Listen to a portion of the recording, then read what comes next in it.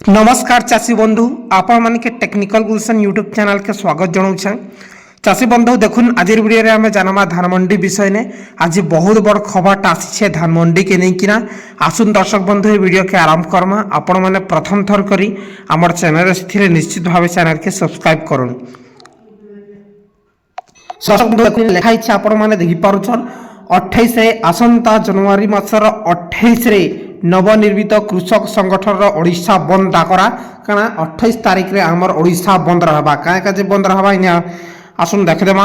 धान बिक्री समस्या प्रदूषण नारे जरिमाना तापर स्मार्ट मीटर भली प्रसंग जनवरी 28 रे नवनिर्मित कृषक संगठन ओडिशा बंद डाकरा देइछि।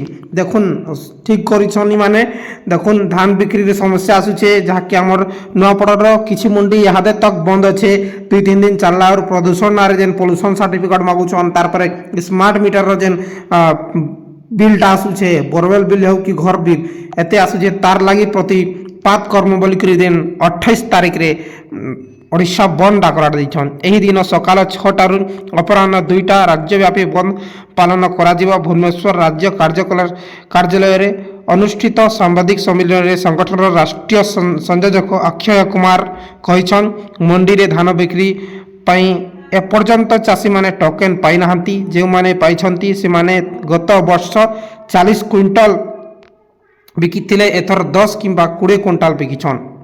आरु एफएक्यू नारे शासन करा देउछे क्विंटल पिछा 3 रु 5 केजी कटा देउछे। से पटे राज्य जोगाण मंत्री कहउछन चाषी ठारू अति बेसी रे 150 क्विंटल धान 3100 टंकार किना जिवो अधिका धान थिले सेटा 2369 टंकार दिया जिवो। तार पर निर्वाचित प्रतिश्रुति देइथिले 300 यूनिट मागणा किंतु इहादे तक नै देबार। ई सबु जिनिस जहाँकि समस्त जिनिस जेन अच्छे प्रदूषण तापरे पोल्यूशन तारपर आमर धान मंडी समस्या ई नहीं जहाँकि 28 तारिख रे बंद रहबा बोली कहउछन। 28 तारिख बंद रहबा पर काना डिसीजन नेउछन सरकार आके हमें जानमा न्यूज आसले ठीक अच्छे। किसी भी डाउट थे डायरेक्टली कमेंट करन। वीडियो भल लागी थे लाइक करके शेयर करन। बहुत बहुत धन्यवाद।